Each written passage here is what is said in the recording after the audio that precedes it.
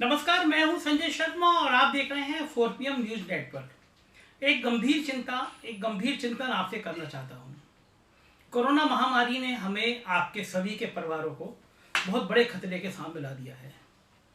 आज लखनऊ में कोरोना की स्थिति बेकाबू होती नजर आई। मेरे एक मित्र आए थे, वो बता रहे थे कि 5,000 से ज़्यादा लोग आज चाह रहे थे कि उनका कोरोना का टेस्ट हो जाए। बड़ी संख्या में लोग निकल रहे हैं, अलग अलग क्षेत्रों में कोरोना फैल रहा है, तो निश्चित रूप से गंभीर स्थिति पैदा हो रही है। मेरे आरोग्य सेतु में जो आज दिखा रहा है, उसमें उत्तर प्रदेश में 27,707 केस हो चुके हैं। 1153 केस पिछले 24 घंटे में बढ़ते हुए नजर आए हैं।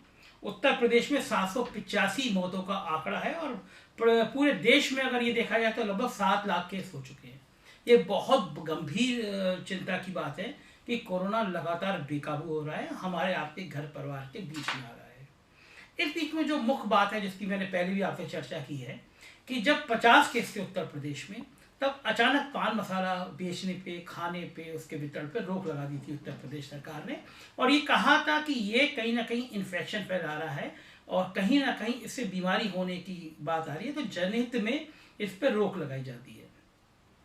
50 केसों पर रोक लगाई गई और जब 15,000 से ज़्यादा केस हो गए तो अचानक पान मसाला कंपनियों को पान मसाला बेचने की अनुमति दे दी गई। मैं समझ सकता हूँ और आप भी समझ सकते हैं कि इस बीच में क्या खेल हुआ होगा, अफसर किस तरह उपकृत हुए होंगे जो अचानक रातों रात इन पान मसाला कंपनियों को बेचने की अनुमति दे दी गई। WHO की रिपोर्ट है, आप और मैं दोनों समझदार हैं, हम लोग जानते हैं कि कोरोना सबसे ज़्यादा मुंह की लार से होता है। हम लोगों को मास्क पहनने के लिए इसीलिए कहा जाता है, हम बोलते समय हमारे मुंह के कुछ छींटे ना निकले जिससे सामने वाले को संक्रमण हो जाए, या हमसे कहा जाता है हम सार्वजनिक जगह पे थूके ना, जिससे हमारे मुंह का लाइवा जो है कहीं ना कहीं वातावरण में ना हो जाए और कहीं ना कहीं लोगों को कोरोना ना हो जाए। सिनेमा हॉल भी इसी दृष्टि के तहत बंद किए गए हैं कि AC की हवा में वो संक्रमण फैल सकता है। ऐसे में पान मसाला कंपनियों को पान मसाला खाने की अनुमति देना किसी को भी चौंका सकता है। आप भी जानते हो, मैं भी जानता हूँ कि गली मोहल्ले में हर जगह जो पान मसाला खाता है वो खा के थूकता है। तो आखिर ये निर्णय लोगों की जान का निर्णय, लोगों की जान जोखिम में डालने का निर्णय कैसे हुआ, बहुत बड़ा गहराई का विषय है। और मुझे लगता है कि पान मसाला कंपनियों को, चूंकि हजारों करोड़ का टर्नओवर होता है उनका, एक एक महीने में हजारों करोड़ रुपए की आमदनी होती है और बहुत बड़ा काला कारोबार है इनका। फैक्ट्री कम कहीं होती हैं, दिखाई कहीं जाती हैं। जो ओरिजिनल पान पराग दिखाया जाता है, पान मसाला दिखाया जाता है कि हमने 1,000 पैकेट बनाए, 1,000 का टैक्स दिया, लेकिन छोटी छोटी जगह पे तमाम छोटी छोटी फैक्ट्रियाँ लगाई जाती हैं, उससे 10 गुना ज़्यादा पैकेट बनाए जाते हैं जिस पर टैक्स न दिया जाए। एक बहुत बड़ी कस्टम और बाकी GST और इन सब का खेल है। पूरे गठजोड़े में अभी उसमें नहीं जा रहा, उस पर भी हम लोग आगे पड़ताल करेंगे। बड़ा मुद्दा ये था कि कोरोना काल में आकर लोगों को मरने के लिए इस तरह परमिशन कैसे दे दी गई। मैंने प्रत्यावेदन दिया, सरकार ने मेरा प्रत्यावेदन खारिज कर दिया और ये कहा कि इंडस्ट्री को बंद नहीं किया जा सकता। मैंने इलाहाबाद हाई कोर्ट में एक PIL जनहित याचिका दायर करी और इस पर रोक लगाने की मांग करी। 2 तारीख उसमें हो चुकी हैं, बड़ी सफाई के साथ उसमें तारीख ली जा रही है मामले को, जिससे और आगे बढ़ाया जा सके। कभी एक पार्टी रजनीगंधा खड़ी हो जाती है, कभी सरकारी वकील कह देता है हमको जरूरी टाइम दिया जाए। एक मिला जुला नूरा कुश्ती, साफ समझ में आता है कि रजनीगंधा वाले और सरकार का वाला वकील बिल्कुल एक होकर एक पैरेलल कोशिश कर रहे हैं कि इस तरह से लंबा समय मिलता रहे और ये कम से कम हाई कोर्ट में मामला टलता रहे। इस बीच में बड़ी बात ये हुई कि रजनीगंधा कंपनी ने एक एफिडेविट लगाया, शपथ पत्र लगाया और ये कहा कि हमने PM केयर फंड में 10 करोड़ रुपए दिया है और 10 करोड़ रुपए कोविड के बाकी चीज़ों में, कहीं बेड बनाने में, कहीं और स्वयंसेवी संस्था में खर्च किया है, इसलिए हम इस कोविड के खिलाफ लड़ाई में हम भी साथ हैं। मेरे लिए बड़ी हैरानी बात थी कि PM केयर फंड में छोटे बच्चों से लेकर बड़ों ने, तमाम लोगों ने पैसा दिया है, लेकिन किसी ने ये नहीं कहा कि हम PM केयर फंड में पैसा दे रहे हैं तो आप हमको जहर बेचने की इजाज़त दे दी जाए। एक इतनी बड़ी कंपनी प्रधानमंत्री को इस तरह बदनाम करने के लिए शपथ पत्र दे रही है, मेरे लिए बड़ी हैरानी की बात थी। मैं जानता था कि प्रधानमंत्री तक ये बात पहुंचेगी तो कहीं ना कहीं कंपनी को बड़ा दंड भी इसका भुगतना पड़ेगा कि PM केयर फंड को इस तरह बदनाम कैसे किया जा रहा है।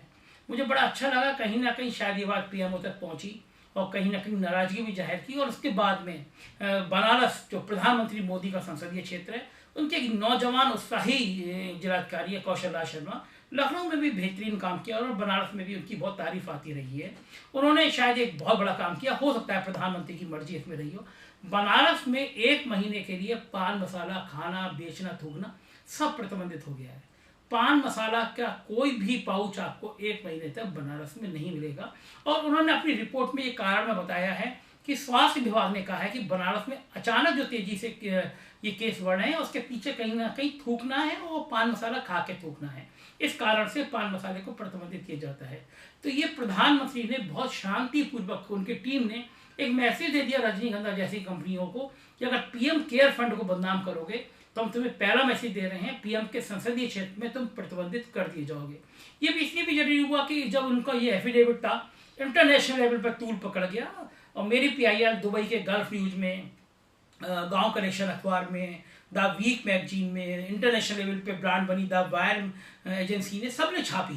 तो एक बड़ा मुद्दा बन गया कि अगर ये बात तूल पकड़ी है। हालांकि ये जो बहुत मेन स्ट्रीम की मीडिया है उससे बची हुई, क्योंकि पान मसाला कंपनी बड़ा कारोबार होता है विज्ञापन का, और मेरी पीआईआर के बाद करोड़ों रुपए के फुल पेज के ऐड लोकल अखबारों में, बड़े बड़े अखबारों में दिए गए कि कम से कम मीडिया इस मुद्दे को ज़्यादा तूल ना दिया जाए। बड़े बड़े संस्थानों ने किया भी, पत्रकार खबर छापते चाहते थे, लेकिन हर अखबार का एक मीडिया मैनेजमेंट होता है, विज्ञापन वाला मैनेजर होता है, वो आर्थिक दृष्टि से हावी रहता है कि खबर ना छपने पाए। उसमें कामयाब भी हुआ। लेकिन बड़ा सवाल ये था कि प्रधानमंत्री के निर्वाचन क्षेत्र में 1 महीने के लिए पान मसाला प्रतिबंधित किया जा सकता है। इस आधार पर किया जा सकता है कि केस बढ़ने का कारण कहीं ना कहीं थूकना है। हेल्थ विभाग रिपोर्ट दे रहा है, तो ये उत्तर प्रदेश में लागू क्यों नहीं हो सकता? कोरोना हर जगह फैल रहा है, लखनऊ में भी फैल रहा है, गाजियाबाद में फैल रहा है, नोएडा में फैल रहा है, लोग मर रहे हैं। हेल्थ विभाग अब तो लिखित में दे रहा है ना आपको, हेल्थ विभाग लिखित में कह रहा है ना कि कोरोना के फैलने का मेन वजह थूक आ रही है, और पान मसाला थूकना इसका मेन मुद्दा है। अब तो आपको हेल्थ विभाग से भी लिखित में परमिशन मिल गई, प्रधानमंत्री के क्षेत्र में 1 महीने की रोक लग गई। अब किसका इंतजार? कम से कम अब तो खुदा के वास्ते कुछ शर्म करिए, कुछ तरस खाइए, लोगों की जिंदगी पे तरस खाइए। उन अफसरों को सोचना चाहिए, उनके भी बच्चे हैं, उनका भी परिवार है। लाशों पे महल बना के क्या सुख की नींद आ जाएगी? क्या चैन से सो पाएंगे? 8 तारीख को इस जनहित याचिका की फिर सुनवाई लगी है। अदालत का निर्णय कुछ भी हो, मेरी तो सरकार से प्रार्थना है कि बनारस को नजीर माने, प्रधानमंत्री के संसदीय क्षेत्र को नजीर माने। 8 तारीख से पहले, कल का दिन बीच में है, आज उस तारीख पे कोई बहस शुरू हो, उससे पहले सरकार को चाहिए कि कम से कम कोरोना काल के लिए पान मसाले को पूरे उत्तर प्रदेश में प्रतिबंधित किया जाए। कई राज्यों में से प्रतिबंध लगा हुआ है। पान मसाला जहर है। आप आने वाली पीढ़ी को, हमारी पीढ़ी को, गरीबों को इस जहर को क्यों खिला रहे हैं? पैसा कहीं से भी आ जाएगा, कहीं से भी राजस्व आ जाएगा। एक आईपीएस अफसर, मैं उनका नाम नहीं लेना चाहता, उन्होंने कहा हम भीख मांग के 1 करोड़ रुपए दे देंगे, कम से कम ऐसे 10 करोड़ रुपए इकट्ठा कर देंगे। रजनीगंधा वालों, तुमने अगर पीएम केयर फंड में इकट्ठे किए 10 करोड़, तो हमने जमीन घर बेच के तुम्हें 10 करोड़ दे देंगे। कम से कम जहर मत बेचो, कोरोना के रूप में हमारे बच्चों की जिंदगी को खिलवाड़ मत करो। ये इस देश के लिए, इस प्रदेश के लिए जिंदगी ज़्यादा महत्वपूर्ण है, पान मसाला नहीं। मुझे यकीन है सरकार अगर जरा सी भी संवेदनशील होगी तो इस मसले को सोचेगी और पान मसाला कंपनियों पे अवलंब उस सुनवाई से पहले ही रोक लगाएगी। बहुत बहुत धन्यवाद।